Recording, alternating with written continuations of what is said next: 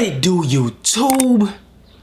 It's your boy Mike from NYC, and we back from the reaction. Today we are watching the compilation of Kobe Bryant's greatest stories told by NBA players and legends. My favorite player of all time, the person that made me fall in love with basketball, and you know, a person's mindset that I appreciate. You know, this idea that, you know, I don't know, he gave me the impression that anybody could do anything.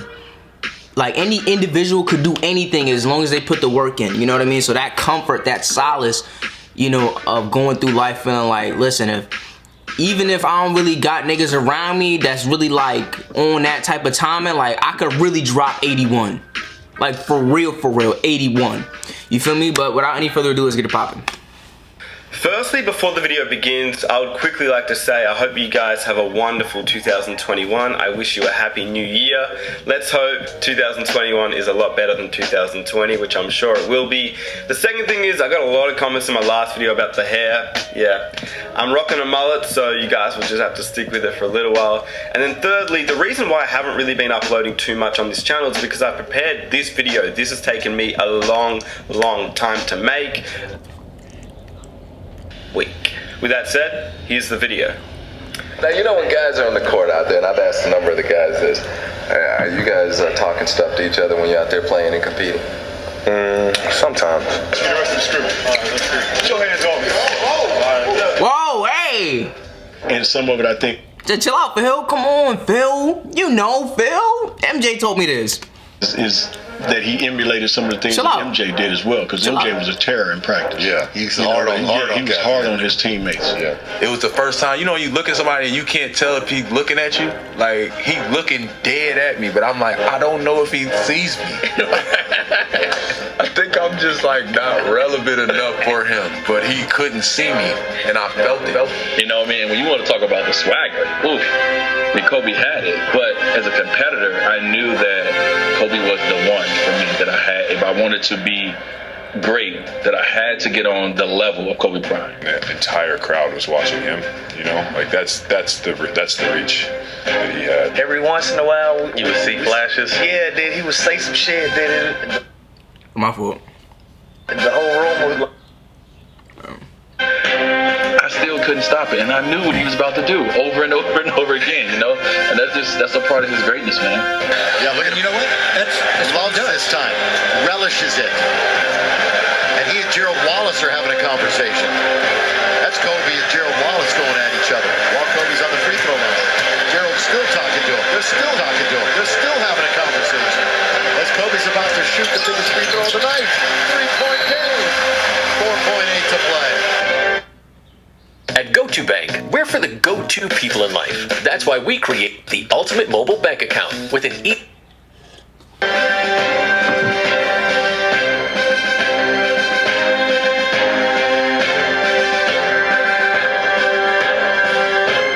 And that's not like, people think those stories are like not real. Like, those stories are real. rumor has it, the story where Kobe was playing against the 76ers and Andre Iguodala had done a great job on him. Held him to like 7 for 20 shoot. So he literally went, when they went back to Philadelphia, he had that date marked on his calendar. So he came to the locker room and he was like, where's Dre? I was on the court working out, getting ready for the game. And it was Lewis Williams. It was like, told Lewis Williams, he said, tell Dre 50 tonight. Excuse me? That's what I say. Excuse me? What'd you say? Excuse me? So I come into the locker room and Lewis Williams was like, yo, Dre, Kobe said 50 tonight. I'm always ready to play against Kobe, so I'm like, okay, this will be a good matchup. Excited about it. So 6 minutes to go in the fourth quarter. He has 49, and they're about like 20, and he gets subbed out. So he got 49 with 6 minutes to go. The game was over. So that was an interesting night. I actually went back and I tracked that game. He made like 3 threes from like, there's a staple on the side of the court. He made like 3 threes from like the P and Staples, which was like far. So yeah, and then we got a lot of pick and roll action. I'll never forget that game. Wow. The stories. I remember USA basketball. First practice, you know, he was like, he looked like I don't want to say old, but he looked like, I was like, man, am I seeing like the end? You know, it's like he's starting to decline. I didn't tell anybody that. I would never say that out loud. But I was just thinking in my head, you know, because he just wasn't moving, you know, as well as he was. He's missing a lot of shots. Middle of summer, so whatever. But then I found out he had gone on like a 40-mile bike ride at like 11 p.m. that night. Got in at like 2 a.m. And then he was in the weight room when I got down there at 7:30. So, you know, it was funny to me, very fitting to me. That was like in my head. I was too scared to say it to anybody else, but I was like, man, am I seeing like the decline? I was like, oh no, he's just worked out for 40 hours straight. I heard a story about earlier. What year is that? That gotta be 2012 because Blake wasn't in the league 2008. You wore them. Obviously, you've been wearing them since the 12th grade. When you played against Kobe, did you wear his shoes or did you wear a different shoe? So early on, I remember who said something to me. I'm gonna ask Vince if you remember this. I remember Vince was like, when you play against Kobe, do you wear shoes? I'm like, no, I haven't yet. Like, why? Like, nah, you ain't supposed to wear your opponent's shoe or blah, blah, blah. So I'm like, oh, all right. So next time I played Kobe, I wore some Jordans. It's the wrong fucking thing I should have did. As soon as I walked on the court, Cole was like, oh, that's what we doing, motherfucker?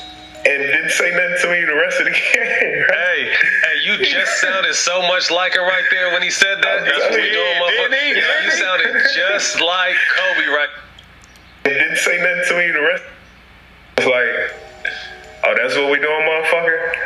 And didn't say nothing to me the rest of the game. Right? Hey, you just sounded so much like her right there when he said that. That's what we doing, motherfucker. Yeah, you sounded just like Kobe right there, dude. That's crazy as hell. He was off you, huh? He was off. Did he probably bust your ass too? What, man? And that game, I swear to God, you can find the game too, bro. I remember I had somebody hit a shot, put us up like 1. They called a timeout in front of our bench. This motherfucker walked past our bench while we was in the huddle, said, you left me too much time. Came out, hit the fucking game winner, right? So I was like, man, so after the game, I talked to him, he was like, damn, man, my bad, you know, blah, blah, blah. That's what's up. That's a crazy ass story. That's what's up. Yeah, I don't think I never told that. Yeah, nah, but hey, I swear to God, that was him when you said it, because he done said that plenty of times. That shit was crazy. Man. We were in the Olympics, right?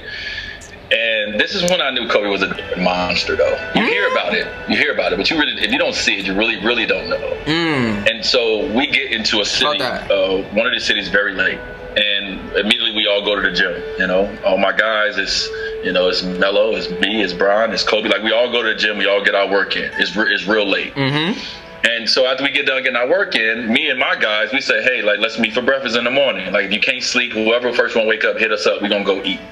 And so we do that. We probably get like 3 hours of sleep. You can't sleep much when you're traveling across the world, you know, like we were traveling. And we probably get like 3 hours of sleep. And we wake up, we go down to where the food is. As we walking down, you know, slubbing with sleep in our eyes, Kobe Bryant is sitting there with ice on his knees already, right? So we walk up to Kobe, we like, Kobe, what's up? And he was like, yeah, man, I just finished the workout, and I'm about to go do another one. And at that moment, I was like, wait, hold on. We just worked out about 3 hours ago. You know what I mean? And like, you've done another workout, and you about to go do you about to go do another one? Nah, yeah, he's moving different, man. He's moving very different.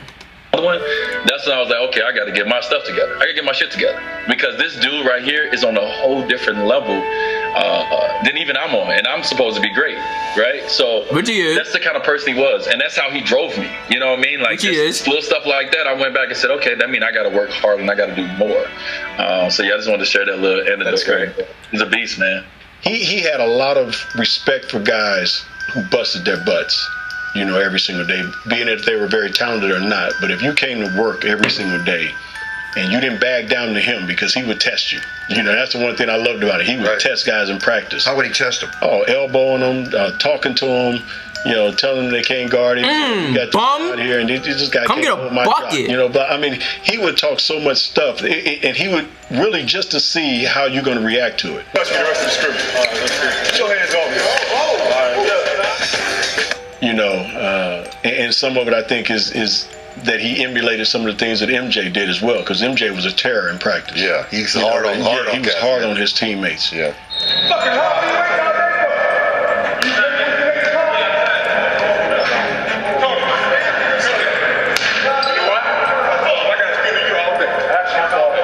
You know, and even the last 2 years I had him here, I wouldn't allow him to practice much, but there was days where he was like, well, B, let me just scrimmage. And I was like, yeah, that sounds good. So, we're going to scrimmage at about this time. Come on back out, get yourself back loose, and we'll let you scrimmage. And he would be in the scrimmage talking the whole time to guys, to Nick Young and to Jeremy Lins and Carlos Boozers, and I would sit there sometimes and say, guys, you're not going to say nothing back? What started that back and forth though? It was like a testing day for Kobe to test like Jeremy Lin, test me, and test like Wesley Johnson and other guys. So like from the start, he was killing Jeremy Lin. Like I guess he wanted Jeremy Lin to be something he wasn't, but he was killing from the start of the practice. I don't know why we got him. Why is he here? He had one good year talking crazy, but during the practice, I'm up here like Jeremy Lin. Come on, man, you can't go out like this. We ain't going out like this. You can't go out like this.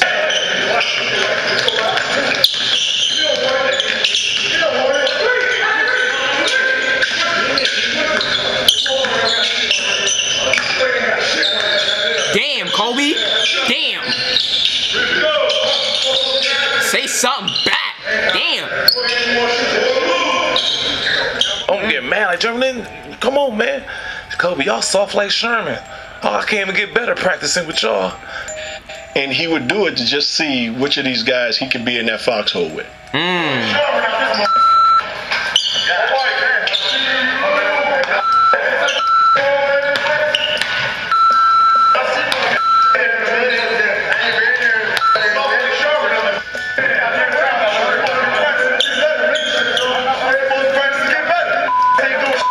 That's when I was like, all right, Cole, you talking too much. You can't guard me. Guard me. He was guarding Jeremy Lin. Guard me. Guard me, nigga. Guard me. Hey, that part. Yeah, guard me. And then we could start going back and forth. I said nobody in the world could guard me. That's where it comes from.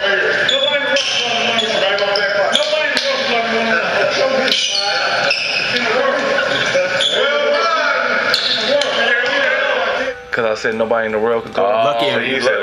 Lucky I'm not from this world. Damn, he good, bro. He good. So we going back and forth. It was fun. Then the next day, we won the game. And he was like praising us and all that type of shit. I love when you waved them off. I think it was against the Spurs. Yeah. That was the game. That was right after that. Oh, that was right after that. Hezzy, In the interview, I said, I told you, nigga, nobody could guard me one-on-one. Watch your mouth. When you talk to me, you better respect. From the yesterday practice, Kobe talking all that trash kind of inspired me today. So, yeah, but I feel like crazy respect. Come get this, Hezzy Manu. He's got that mentality. Yeah. That I'm gonna still shoot. I'm gonna play my game, and Kobe understands that. Yeah. Which of these guys I can trust to have my back when I'm on the court? It's a test. Yeah. And he was always, testing guys in that way to try to find out, which of these guys I can trust and go to battle with. Now Young with two, lets it fly. It's good! Nick Young for three! And the Lakers lead with 7.4 remaining. Young's sixth triple of the night. Like, we had a... Fuck, he gonna be mad at me for this, but look, we had a blowout.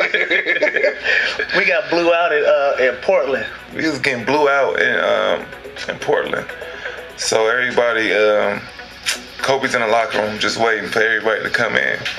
And everybody down there got Kobe's on the team, so he come in. And he came in the locker room and he was like, from now on out, every time down the court, I touch the ball. Y'all gonna learn what it's like to play with Kobe Bean fucking Bryant. How y'all gonna wear these shoes and y'all soft? That ain't what we do here in LA.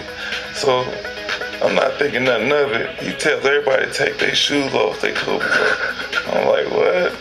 Okay. Oh, this motherfucker's serious. It's dead ass serious. Like, what's wrong with you, man? Like, what's wrong with you? Nah, take them off. Take them off. And so Nick Young, playful ass, we shower and shit, we come back. And y'all did? And we took them off. Did y'all throw them in the middle of like the... in the middle of the pile, like he just started grabbing people's shoes and just throwing them. He threw them all in the trash.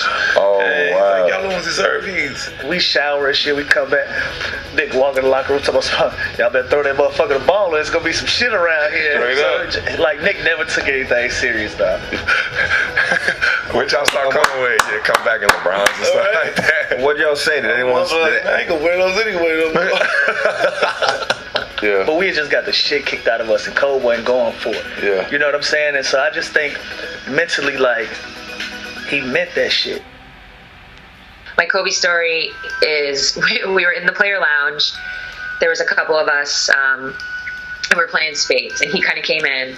And we were drinking a little wine, playing some spades, just chilling. And he came in, sat down, poured himself a glass, and he was kind of like reading a paper. So this is 2008.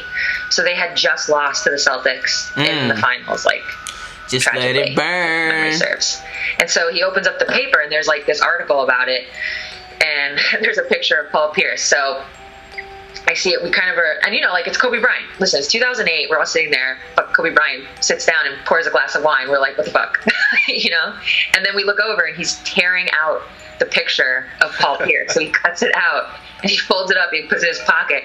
Nah, he's moving devious. He's moving devious though, but you know, these are the shit you gotta do, bro. Like, he really left the blueprint. Like, you know, when I think about the Hornets, like, taking the score when they lost to the Pacers, and then they came out and put up 150 on them, like, to me, like, that's the blueprint that he left. Because I don't remember hearing niggas do shit like that. Like, even MJ, I don't remember hearing him do shit like that. But when Kobe, it was more of a, like, MJ was more of like, God, like, though he worked extremely hard, don't get me wrong, Kobe wasn't as gifted as Jordan, so it was more of a tangible, it was a little bit more of a tangible feel, like, in terms of just being able to hoop and the success route. Like, even if you didn't have the talent Kobe had, if you worked literally as hard as Kobe worked, you would make the NBA. You know what I mean? You would be a good player. You know what I mean? So I think that Kobe left a little bit more blueprint. He left a little bit more clues. Like, the way he moved, it was just like, whoa, like, that's how you do that? Like you, like, all right, like, you know, like, yeah, that's how I see it. And like, we're all looking at him, you know, like, what's going on? He's like, motivation. We're like, cool. And then he proceeded to, like, chug his wine, pour another glass, chug it, poured the third, and he was like, basically like, he looks over and he's like, now I'm one ahead of you guys. We were like, oh, cool. That is great. That is such a great story. So when I hear those stories about Kobe, and I hear them from so many people, I'm like, yo, was he really like, was some of it performance art? Yeah. Like, some of it was like, I've gotta live up to this reputation. Like, who does that? We show The Real World. Yes. That used to be on MTV. I mean, like D-Wade said, like, you don't really fully believe it until you, like, see it, like you don't really fully believe it. So I feel like that's what happened there. Kobe was a rookie. Arn was my agent as well, and I was the elder statesman of the firm. And Arn called me up and was like, you know, do you mind talking to this young kid and show him what the NBA is all about and how to conduct yourself? I'm like, okay, yeah, sure, I'll talk to this kid. We were set to play a game of basketball versus the real world cast.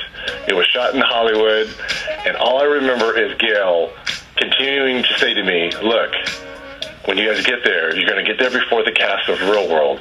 All Kobe wants to do is play you one-on-one. He just wants to play you one-on-one, one-on-one, one-on-one. I'm like, look, I'm 10 years in. This is 96, 97 year, that summer. So he had 1 year in. So I'm 10 years in. I'm not going to play this young cat one-on-one. I'm like, all right, I'll play a soft game of one-on-one versus him, but our focus should be going against the real world cast.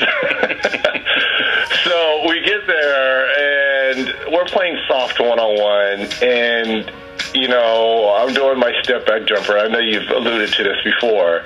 And he's like, how do you do that move? And I kind of show him, because I was trying to take things from him as well. He had this killer crossover. I'm like, wow, how do you do that? Yo, Kobe's crossover was nasty, brother. He fake had like a little Iverson to it. If niggas really looking and paying attention and studying the game, like Kobe, like number 8 Kobe, like from the year like 2004 to when he was a rookie, 05 and more, he wasn't really doing the crossovers like that. He would really just get to a spot. He wasn't really trying to shake you. But the first 6-7 years of Kobe's career, bro, that crossover was dirty, bro. When he hit Scotty with that crossover, lobbed it up to Shaq, that crossover is mean, bro. It is mean. We're exchanging our go-to moves. Well, a conversation turned into text messages and phone calls every day. Because, like you said, he was gathering information. We reached the Bulls in the conference finals, and he was like, so what was it like going against Jordan? He wanted to be bigger than life. And at that time, that person bigger than life, and still is Michael Jordan. And I didn't have a very strong relationship with MJ. But Kobe wanted to know what was all the intricate talking and trash talking and moves that were going on between MJ and I. What did you do? Like, what were your game plans? What was this? I was like, man, that black cat, there was no answer for him, man. We tried this, we tried that. That black cat was doing this and that. And I'm thinking to myself, what does this kid want to know about all this MJ talk for? There's only one black cat, you know, because I referred to call Michael Jordan or Jordan. I always called him the black cat. Like, the black cat was, you know, we were doing this, and I'm talking to Kobe, and I'm like, Kobe. He's like, you know what? Like, you know what? Well, you better get ready for the caramel cat, because he's coming. So before the Black Mamba, his nickname was the caramel cat. I'm thinking, this young 17-year-old, I'm talking about the greatest ever. He says, you're going to refer to me as the caramel cat. That's how much confidence he had back then. This is like 1 year into it. He's like, well, you better forget the black cat. You better get ready for the caramel cat, because he's coming. And I thought about it. I'm like, fast forward 2 or 3 years later, it was 2-1. What's up? What's up? Like, niggas was kid, what's up? Like, what's up? I'm here. I got some hair on my chest. I'm a grown man now. Like, what's up? What's going on? You fouled out. I'm thinking, you already had 50 and 25. Great. Stop talking about that. Foul on Shaq. That'll be number 6. What a big play. 3 years later, in the NBA Finals, that same move that I was showing him in my step back, he hit in Game 3 after Shaq fouled out. Reggie Miller, the marquee matchup we talked about. Look at Reggie Miller squaring him up. These two guys played one-on-one. Hey, he set it up with his crossover though. In his leg, he pulls it back, hits the jumper, and then sort of gives it, take your time. Everything's cool. As he's running down the court, passing on the button, says, you never should have showed me that step back. I'm going to kill this young kid. I'm going to kill this young kid. Brilliant. And I hope you guys enjoyed the video. Those were... Damn, I was kind of hoping for one more. But that was valid though. Like honestly, bro. Yeah, bro.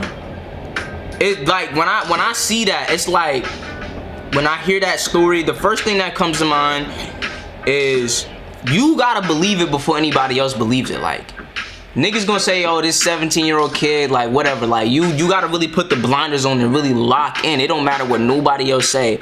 You know what I mean? And you just gotta really just lock into whatever it is that you want to do, bro. Because it starts here first. Once it's here, it's gonna come out intrinsically. You know, that's why people that win the lottery, a majority of people that win the lottery, they're not millionaires up here. So even if they get it in the physical, they can't keep it because it was never attained up here. You feel what I'm saying? So yeah, the first thing is like you gotta really believe it. Like you gotta really see it. You gotta really like smell you gotta be able to smell it. Like you gotta really be able to taste it. You gotta be able to feel it, hear it. Like, you gotta really embrace it and really truly believe deep down in your hearts with 100% conviction, 100% faith that can happen. Second thing, like, seek and you shall find. Like, Kobe was seeking, bruh. You know, and he got rewarded for that in the end. Like, you know, like, he didn't pull up to the scene and just like, oh yeah, we gonna shoot this, whatever. Like, no, I'm like, whenever opportunity I get to seek information, like, I'm gonna seize that opportunity. And not only am I gonna try, like, I'm gonna get, like, it's gonna happen. Like, you gonna show me this step back move. Like, you don't want to play. Listen, we gonna play one-on-one. Like, seek and you shall find. Ask and it shall be given unto you. Knock and the door shall open. Like, that's really what I think about. Like, that's, you know what I mean? And the blueprint that he really left, you know what I'm saying? And it's like, you know, you gotta put the work in. Faith without works is dead, you know what I'm saying? And I can't really say that, you know, Kobe, or I can't really say anybody outworked Kobe. You know what I'm saying? Like, he probably worked harder than anybody in NBA history. Even though he's not the best player ever, like, he probably outworked everybody ever. You know what I mean? So, yeah, man, Kobe definitely one of my favorite, or definitely my favorite player of all time. You know what I mean? You know, his legacy gonna live on forever, man, because he's a legend. You know, legends never die. That's what they say. You know what I'm saying? Heroes come and go, but Kobe was a legend. Like, there's been a lot of heroes in the league, you know what I'm saying? But legends, like, they never die. Kobe cemented forever. Like, his imprint on the world, everlasting, you know what I'm saying? But yeah, anyway, definitely like, comment, share, and subscribe if you like these type of videos, and I will see you when I see you. Peace.